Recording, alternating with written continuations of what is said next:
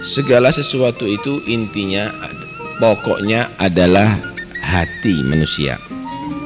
Karena hati itulah tempatnya iman. Hati itulah tempat perhatian dan penilaian Allah Subhanahu wa ta'ala. Anggota badan ini dinamakan jawarih. Tahu nggak apa jawarih? Jawarih itu dari kata jamak daripada jarihah. Jarihah itu sesuatu yang melukai. Sesuatu yang melukai. Kenapa? Karena anggota badan ini jika tidak kamu gunakan untuk dalam perkara yang membuat Allah ridho kepada kamu, urusan-urusan yang diridhoi oleh Allah, maka dia akan melukai kamu, menerkam kamu. Alhamdulillah, Allah kasih anggota badan ini adalah sebenarnya anugerah dari Allah kepada kamu. Anugerah supaya kamu bisa dengan anggota badan kamu tadi itu berbuat taat dan menggunakannya sesuai dengan apa yang diridhoi olehnya. Kamu butuh mata, tanpa kamu minta dikasih oleh Allah. Kamu butuh telinga untuk mendengar, tanpa minta dikasih. Bagaimana Allah Subhanahu wa ta'ala menganugerahkan itu semuanya kepada kamu. Dan kamu mulai lahir udah komplit itu semuanya, kebutuhan kamu dikasih. Ya akal, ya pikiran, ya telinga, ya pandangan, ya mulut yang dapat berucap, ya kaki yang dapat berjalan. Subhanallah. Karena itu berhati-hatilah kamu menggunakan anggota badan kamu.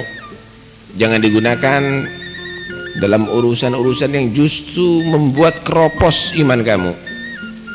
Jagalah iman kamu dan perkuatlah iman kamu. Jangan maksiat kepada Allah Subhanahu wa ta'ala. Ditakutkan matinya orang yang maksiat itu seperti matinya bangkai, najis, tidak bisa dimakan, dinikmati. Ditakutnya matinya su'ul khotimah, nanti akhirnya seperti bangkai nilainya. Karena itu segala yang Allah pernah munculkan di alam ini, nanti Allah akan kembalikan dari kiamat setelah kematiannya. Bahkan akan kembali semuanya. Innahu ala raj'ihi laqadir. Allah maha mampu bisa mengembalikan manusia hidup kembali, utuh kembali setelah hancur. Dan nanti Allah akan menghisab mereka semuanya. Nggak ada amalan, ucapan yang luput dari pandangan Allah Subhanahu wa ta'ala. Wa may ya'mal mithqala dzarratin khairan yarah wa may ya'mal mithqala dzarratin syarran yarah. Siapa orang yang dia tadi itu beramal seberat debu pun, Allah akan tampakkan pahalanya. Siapa orang di antara mereka yang beramal seberat debu pun kejelekannya, perbuatan jeleknya, Allah akan tampakkan juga dosanya. Kamu itu loh, membalik baju aja itu akan dihisab. Kenapa kamu balik baju kamu? Nanti akan dipertanggungjawabkan di hadapan Allah Subhanahu wa ta'ala. Kamu noleh dulu, akan ditanya, noleh untuk apa? Ngelihat perempuan yang tidak dihalalkan untuk kamu lihat. Satu kata aja kamu ucapkan akan dipertanyakan di hadapan Allah Subhanahu wa ta'ala. Orang yang baik, dia tadi itu akan dia mendapatkan banyak kebaikan nanti dari kiamat. Kenapa? Dia yakin itu akan terjadi pertanyaan dari kiamat. Inni dhanantu anni mulaqin hisabiha, ay mutayakin. Aku meyakini ada itu pertanggungjawaban di dalam pengadilan Allah ada. Orang yang demikian ini fahuwa fi 'isyatir radiyah, dia dalam kehidupan yang sangat memuaskan nanti, penuh dengan ridha di sana. Masuk surga berarti dia dalam kenikmatan yang selama-lamanya. Enggak ada sumpek, enggak ada pikiran, enggak ada penyakit. Sekarang maukah kamu kehilangan itu surga yang nikmat selama-lamanya hanya karena ingin kamu terhibur sejenak dengan perbuatan maksiat kepada Allah Subhanahu wa ta'ala? Ya zina, ya minum khamr, ya riba, ya perang, perampasan. Apakah Allah ciptakan kamu untuk kamu itu merampas, mendolimi orang yang lain? Mana itu sekarang pejabat-pejabat yang mengajak manusia ini kembali ke jalan yang diridhoi oleh Allah Subhanahu wa taala. Perbuatan zina dibebaskan begitu saja, padahal ada hadnya dalam Al-Quran, ada hukumnya jelas.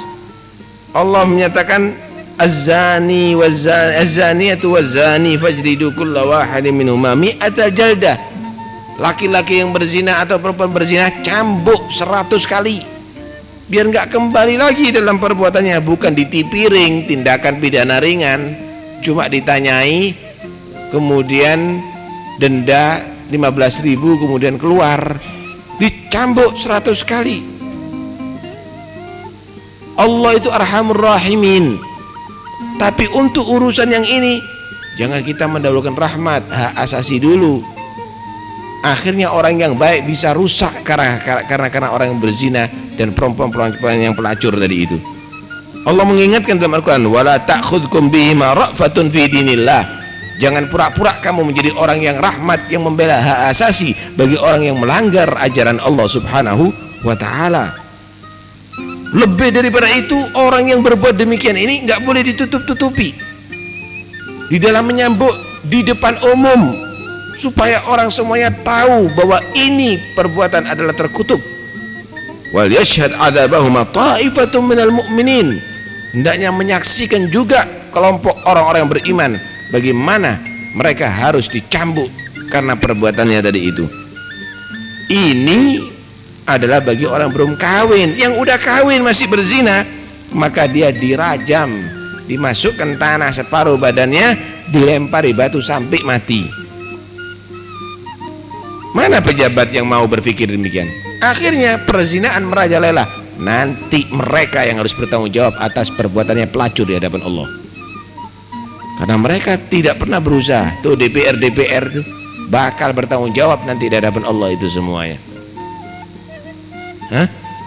Adakah takut kepada Allah? Sampai kapan sih kamu bertahan hidup di atas dunia ini? Sampai kapan? Bukankah semuanya itu akan mati? Yang jadi pejabat, yang jadi DPR, semuanya bukan mereka akan mati. Setelah mati apa yang ia bawa? Manfaatkah itu semuanya jabatannya? Dia harus bertanggung jawab di hadapan Allah. Adakah yang akan berikan manfaat nantinya? Kamu akan dibela dengan Komnas HAM nanti di hari kiamat. Kamu akan dibela dengan itu semuanya yang kamu miliki di hari kiamat. Kalau kamu tidak mengindahkan hukum Allah, yauma la yanfa'u malun wala banun, tidak akan berikan manfaat itu harta dan anak kamu sendiri, apalagi orang lain. Yauma yafirul mar'u min akhihi wa ummihi wa abihi wa sahibatihi wa banihi, semua akan lari daripada kamu.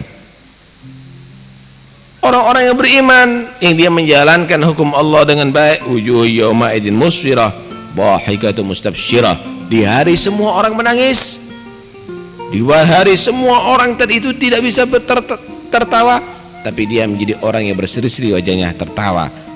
Ini wajahnya orang-orang yang baik. Tapi orang yang jelek, wujuhun yauma idin 'alaiha ghabarah, dia akan kumuh wajahnya, kusam wajahnya. Omonganku, nasihatku ini adalah karena perasaan cinta dan perhatian kepada kamu. Dan kamu juga, wahai ahlul bait, wahai para sayyid, kamu udah kehilangan banyak loh. Kamu sudah banyak menjadi orang yang rugi.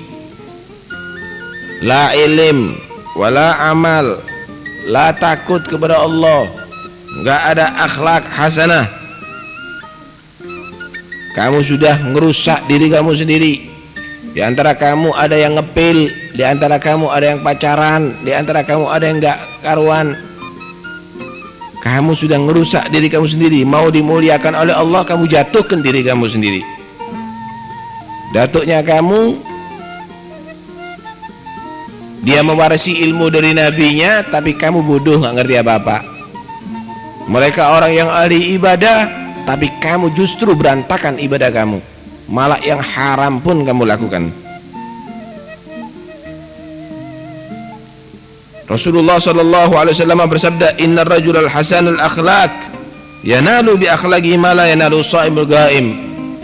Orang yang soleh, yang akhlaknya bagus, dia akan mencapai derajat kebaikan kemuliaan yang tidak bisa dicapai sekalipun oleh orang yang ahli puasa dan orang yang ahli qiyamul lail. Akhlaknya perbagus. Jadi semua itu harus koreksi, memposisikan diri masing-masing. Saya ini jadi ulama, apa akhlaknya ya? Oh, akhlaknya ulama harus jadi panutan. Jangan ulama jadi orang yang nggak bisa dicontoh sama muridnya. Yang dicontoh yang nggak karuan. Ulama ceritanya porno di hadapan orang-orang. Nggak ada ceritakan kecuali perempuan. Menceritakan bodinya perempuan itu ini cekakaan. Truk-trukan itu ada di jalan, bukan ulama itu, bukan pewaris Nabi itu. Kita bisa cari orang model gitu, jutaan orang mungkin bisa. Sayyid juga begitu.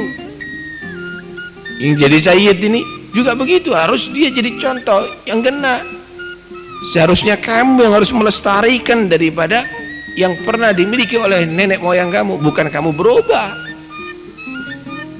Hanya sekedar menggantung nasab ada di rumah kamu, tapi ganja ada di kantong kamu,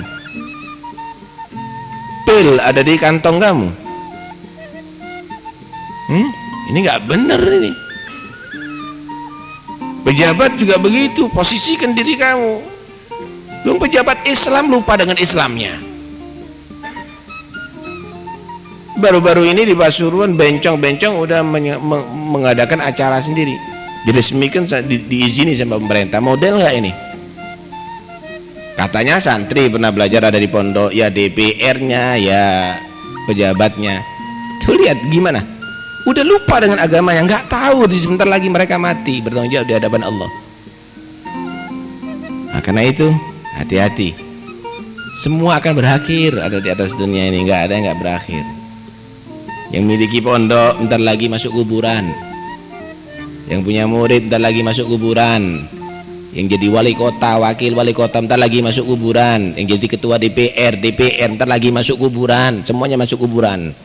Dan di situ baru akan tahu nanti bahwa ternyata jabatan, ternyata pengaruh, ternyata penghormatan manusia semuanya tidak manfaat. Yang manfaat takutnya dia kepada Allah Subhanahu wa ta'ala. Mudah-mudahan kita semuanya jadikan orang yang selamat ya. Jadikan orang yang bisa sadar diri. Wallahu a'lam.